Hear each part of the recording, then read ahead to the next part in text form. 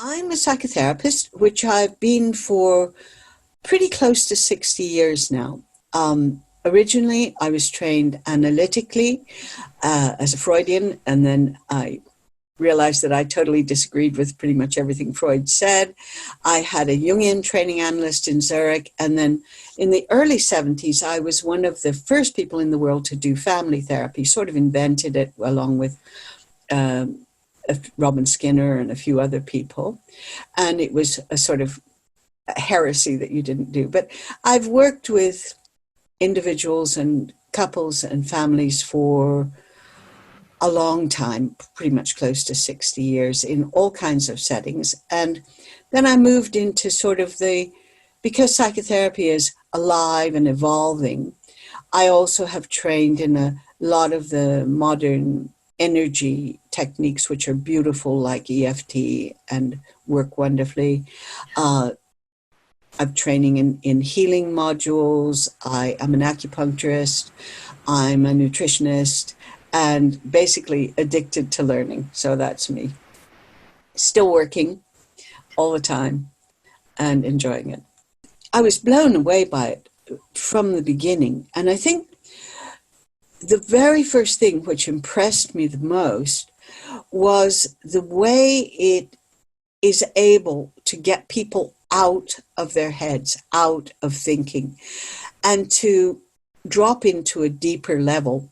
And it's something I've done a lot of study and a lot of work around. I found that permissioning really lets you drop into that space very, very quickly, where your head shuts off and you're able to go into a deeper level where you can work much more directly with the sort of treasure house that is your unconscious, and give it permission to find or to explore new ways.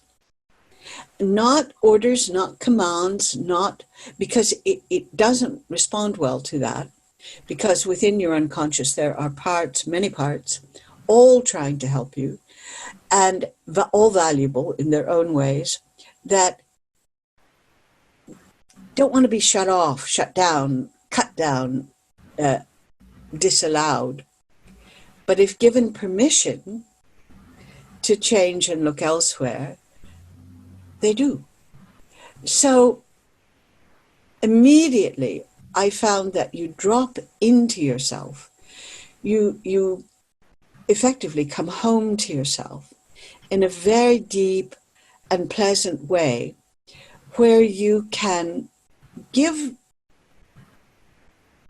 your inner mind, your unconscious, the parts of you, permission to see if there are new routes and new behaviors that might be useful.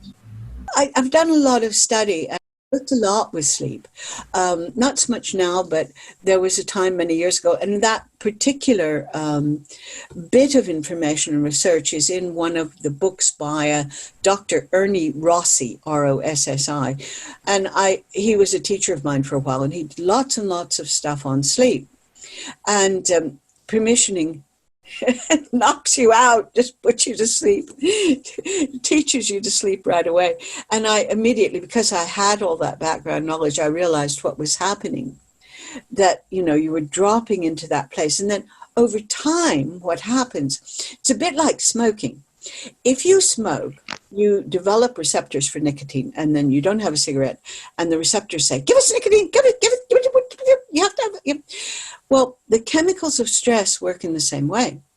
When you fight fires all the time, and you have, a phone call, and you have a coffee, and you rush, and you never have time, and you never take a break, and you never notice that soft feeling every 2 hours that says, hey, rest. What happens is you get all these chemicals of stress, and they have receptors, and they start screaming out for stuff. So if you can practice this, it's a bit like stopping smoking. The receptors die. And gradually, or quickly, it doesn't take too long, you don't have them anymore. And so that when you're tired, you can sleep. So I think permissioning allows you to rest. and to turn off your mind and gradually to get rid of those chemicals. I use EFT a lot, the tapping thing, and that's really, really good and really, really brilliant. But you do stay in your head. And with permissioning, you get right out of your head. You're thinking, you're able to just move to a place where your thinking isn't interfering. And I got that immediately about it, and I've continued to get it. It takes you right into where so I don't know any other technique that takes you out of your thinking, your overthinking, our addiction to thinking, our, following the story thinking, in the way that I've seen permissioning do that very, very, very rapidly. It's really easy to do. And I haven't yet used it with anybody in a real panic attack, but I've used it with several of my patients who were very anxious at the time. One of them had a friend, not a patient, had just bought her first house, was afraid of owning a house. 2 days after lockdown started, she doesn't drive. It was in another city. She had to go to the house. She had no idea about property, always. And we've used permissioning several times. And she's gotten through the whole thing with great calm, great strength. When she first asked me for help, she wasn't sleeping. By the next day, she was sleeping. The terrible anxiety and the fear had left her by day 3. By day 6, she'd made friends with the neighbors, and we've had a few sessions of that. And she's done it in the hardest time in human history, And I've used it in other anxiety with other anxious people, and the same thing has happened. They've just dropped out of the stories that they're making back into coming back home to themselves, is how I would phrase it. I think with real insomnia, they also have to learn to use it during the day so that they give themselves permission to have breaks, like the thing I just explained. Because if you don't take breaks, don't rest all day, you will have these chemicals screaming at night, get up, fight fires, you're needed here, get up. So it has to be a whole thing where they don't push all day and then wait at night to go to sleep. But I think it works wonderfully. And maybe some nutritional things have to be thrown in, but I think it's going to work better than anything else. I think it would work for anyone unless they have severe nutritional deficiencies. Severe magnesium deficiency will have a real effect on that. If they're living on black coffee and cigarettes, probably nothing works, But if they have taking some magnesium, have a reasonably good diet, and give themselves permission for breaks, yes, I think it would work on anyone.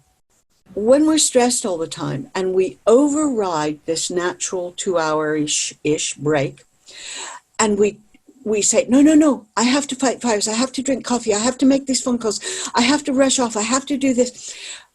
See, already I'm developing cortisol and chemicals of stress in my body just by play acting it. They're coming there. And I do that long enough, and I will have those chemicals have receptors, and those receptors will scream. And you lay down at night and they say, no, you can't do that. You have fires to fight. Get up. And there you are wide awake and you don't know what's happened. So it is really stuff that's known about, biochemistry. And so if you allow yourself to not do that and calm down the chemicals of stress and not fuel them by never taking a break, then night will come and your body will say, oh, yes, you're tired, let's go to sleep. There won't be a message that there are fires to fight. And that's really, really true. That's really how biochemically it works. And in that space, that abaissement mental, that mental abyss, is also where healing happens. It's where your body has time to deal with all the fuses that need replacing and all the wiring that's, gone skew-whiff and all the connections that need attention. And it can't do everything. If you keep going 24/7 and just push yourself and push, it has no time. The inner repair team has no time to do the repairs. So when you drop into that, like with permissioning, there's about 1 million repairs going on that you're completely unaware of, where your body says, oh, thank God, I've got a minute to fix this now. And of course, that's what rest does for you. You go into a deep place of rest and you get well.